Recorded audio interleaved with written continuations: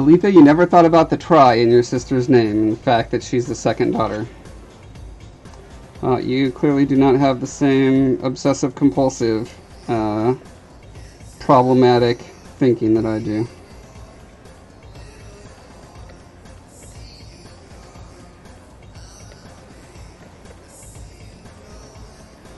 $76, Steam ran off. Aw. Sorry.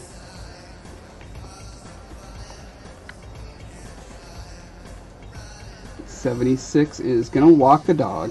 Fair enough. Fair enough. Yeah, I don't know why I'm having internet problems today. Nothing's different than usual as far as I know. I mean, Comcast is a butt. What are you gonna do? Sometimes Comcast is just gonna be extra Comcasty.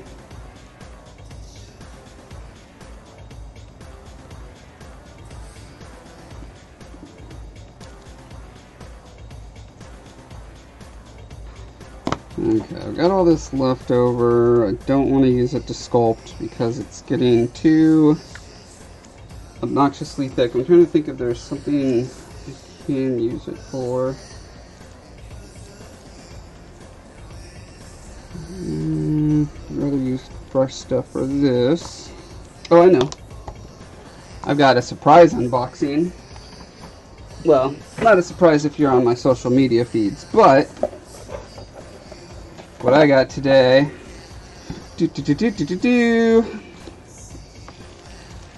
I posted the guy who does these prints on my Facebook. If you want to check out his work, but he does these awesome 3D prints of Zelda maps. This is the itty bitty version. It's the one I could afford. He does one that's like, I don't know, like 2 feet long or something, which I would love, but it's like hundreds of dollars. So I settled for this one. I'm going to paint it realistically.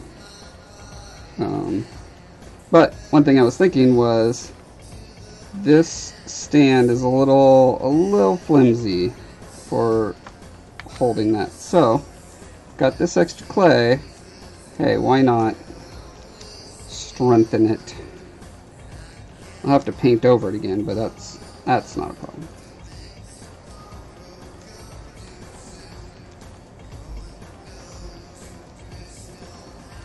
Modding my 3D print that was printed by someone else.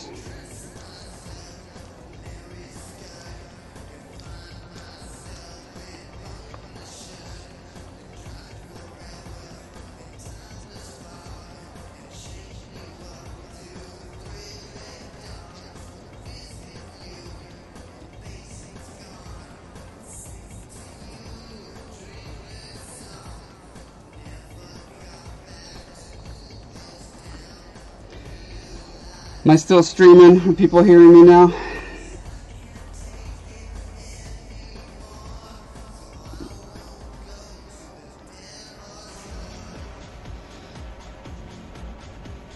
Aletha says, as I was saying, oh look, my name is Pink now. Anyway, I took 2 lessons on Sinoni in April and cantered for that, but today was the first time cantering on her after bringing her home, which is a pretty big deal. Usually it takes me weeks to get to that point. And then says, Trisha says maybe we have a sibling we don't know about, and that's why her name starts with Try. Okay, I could accept that. I like a good mystery. Also, I asked how progress on the books were going, but I don't know if you answered it yet since everything fell offline for a couple minutes. I did not answer. The answer is I've managed to shift almost every art-related thing I'm doing to getting those books done. Every night I'm proofreading a chapter, taking copious notes on the types of illustrations I need to make. I'm every day, whenever I have meetings at work, I'm illustrating it.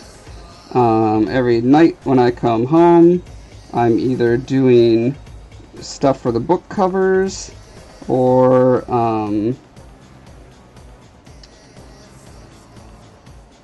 Well, yeah, I guess that's it. Pretty much the book cover. So book covers and illustrations are the big things. There's some very minor revisions I have to add to the books when I do my final pass and put the illustrations in. But I've been illustrating all 3 of the trilogy at once. Just because it's going to be super obnoxious if I have to go through the process of learning how to insert illustrations in the document, blah, blah, blah, blah, blah, and then, like, I get the first one done, and then I go back and start illustrating again for the next ones, and then, then I have to pretty much relearn again because it will have been several months since I did that thing, so I just want to do it all in one big lump thing, like a factory. So yeah, I guess the answer is I'm working almost as hard as I can on it, with the exception of little things like this little Zelda stand. But this is pretty minor.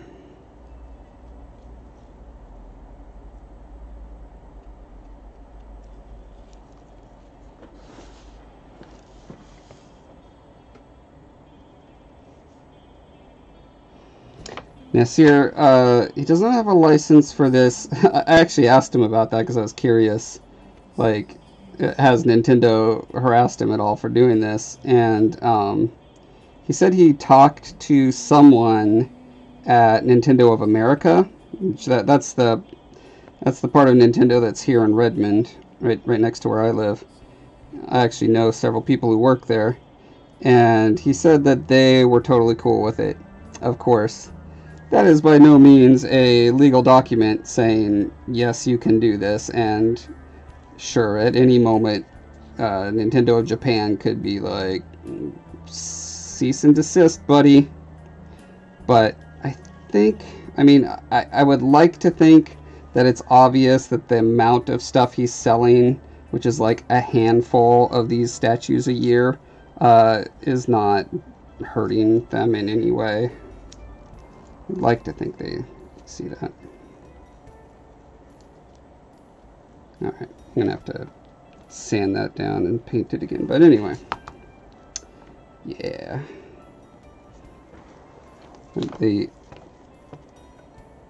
I'm considering just doing the water in silver, but I also really want to add the color to it. I think it'd be really fun to do, blue water, and in the desert it's like all yellowy and orangey, and then in the woods, paint all the little trees and bushes and stuff.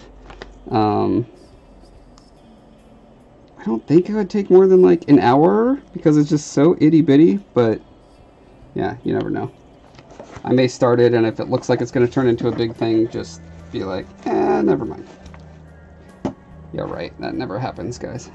Okay, so is this guy ready to be primed, re-primed, re-Amazon primed? I think so.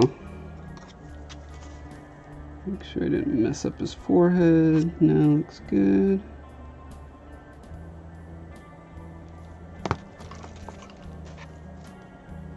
Looks like I could use a little more play there. I'm gonna do a little bit of hair work on this guy real quick.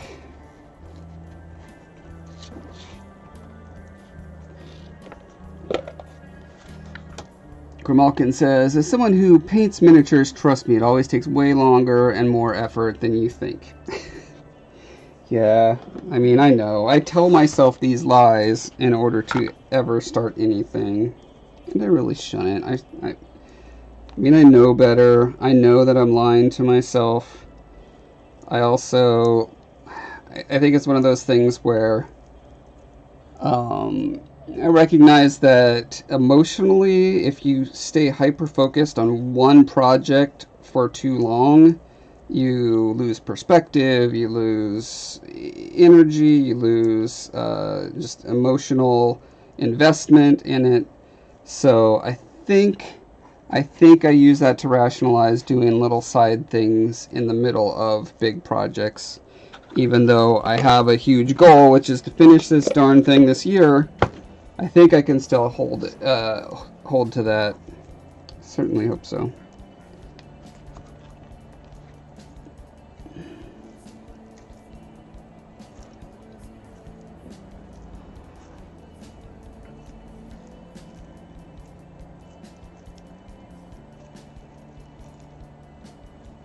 Aletha, you suppose that's sufficient? Thank you. Aletha says, seems like a good plan to do it all in one lump. And I like that little Zelda thing. It's cool. Isn't it cool? It's super cute. I love it. I mean, I'm planning on doing an actual map that is going to be like a diorama of that same map, but it's going to be 20 feet long, 18 feet long, something like that. Like each little tile of the game is going to be an inch, and I think there's 16 inches per screen, and there's 16 screens, so it's whatever 16 times 16 inches is. And so that'll either have to go on a really long wall, or what I would love would be to put plexiglass over it, like a couple inches over it, and just have that be a floor in, you know, the house I build or something. Yeah, you can just walk over Hyrule and look down at it. It'd be super fun.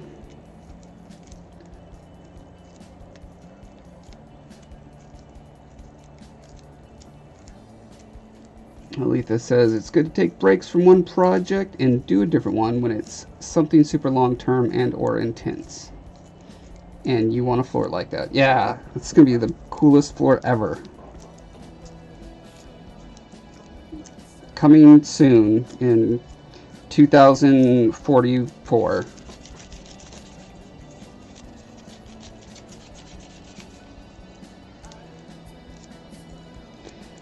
And Sarah over on YouTube says, not hurting them doesn't make it okay. I don't know if I'm wrong or not, but I refuse to buy any unlicensed work. It's just a stupid moral thing I have. In general, I'm with you on that. I don't sell any of my stuff that's based on IP that I don't own, personally. I think it is... Maybe it just seemed like such a gray area to me because Nintendo doesn't make anything remotely like that. It's, you know, it's based on something that is so old. These are all rationalizations, I realize.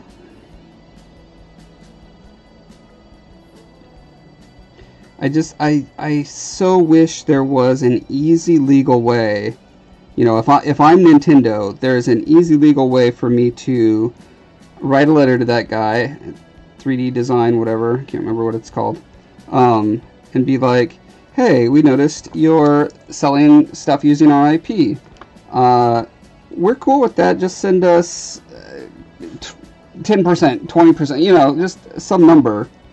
And it was just that simple. Like, how great a world would that be?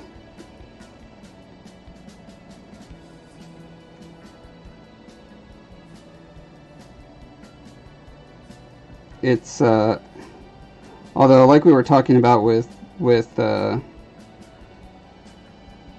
bionic implants and genetic engineering and stuff,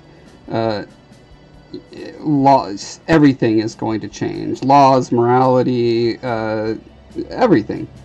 And I think 3D printing is going to be another vector on which everything, another fulcrum that everything is going to have to bend around. Because it's just, when you can print your own anything on your printer, and you're just getting a file from somewhere, it's going to be the same as, you know, when file sharing music and stuff came on the scene. All the big companies are going to freak the hairy heck out and try to pass a bunch of laws and try to get Congress to help them keep, you know, the old ways going, and it's not going to work, and it's just going to be a weird, giant, awkward transition period.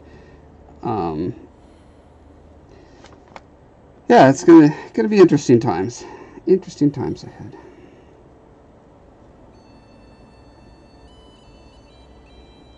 But yeah,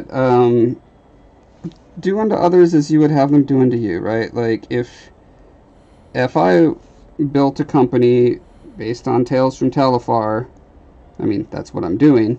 If it became a huge, big, successful thing, and someone started printing shirts with Bowmark on them, I would say, hey, cease and desist. That's my property I invented. I should be making money off of that. But that's only because no mechanism exists by which I could be like, okay, the quality level's at a place I'm happy with. You know, just send me your tax return at the end of the year with, you know, for your business, and, you know, the 10 or 20%, whatever the fair amount would seem to be based on market stuff. It'd be so great.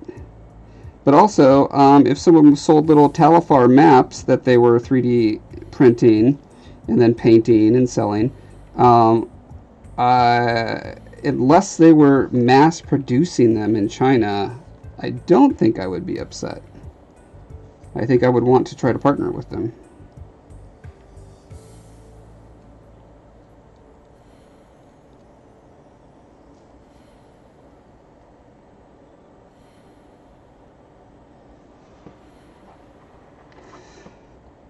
Alethus on Twitch says, my computer or internet can't do both, so I dropped YouTube.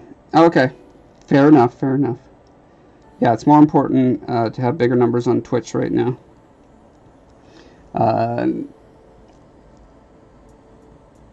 Let's see, Grimalkin said, if I ever get a house, I want to mosaic at least the veranda / porch surface with ancient Greek style images. Oh, that'd be cool. And paint murals all over the walls inside. Haha. That would be super cool. But I'm an unemployed millennial, so I doubt I'll ever have my own home. True that. Let me tell you, I'm not even a millennial, and I can't I can't buy a house. I'm waiting for the next crash. If there's if the bubble bursts again, which I don't know how it could not burst again, then maybe I'll be in a position to buy if, you know, everyone's panicking and selling things off super cheap. But yeah, right now it's just no way. I'm super lucky to have found a house that has a garage that I can afford to rent. That's the extent of my wealth right now.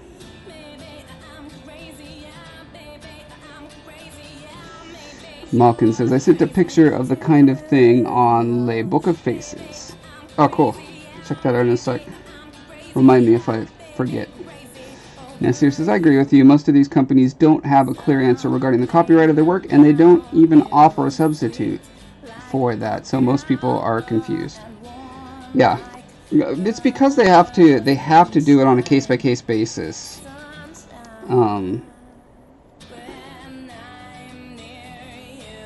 Well, they don't have to do it on a case-by-case basis. A lot of them choose to just do what the lawyers say and sue everyone and everything that even comes remotely close to their IP.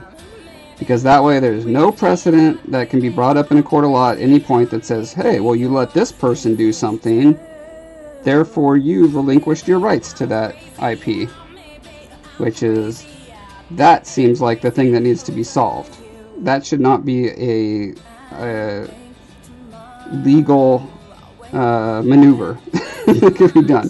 That's keeping IP law too restrictive and ridiculous.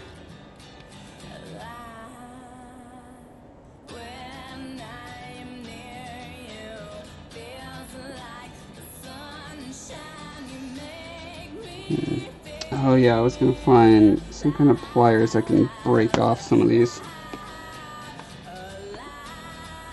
Let's see if I can just cut them off.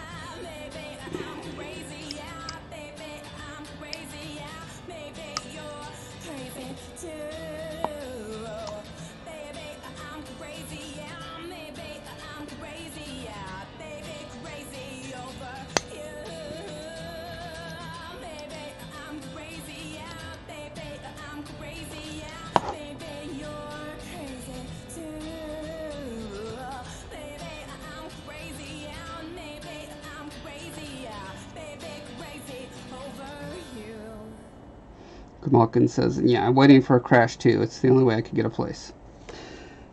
Yeah, that's probably what a lot of people are doing right now. Which I wonder if that means the crash will bounce back a lot faster because suddenly all these people who have been waiting will start flooding the market with offers to buy.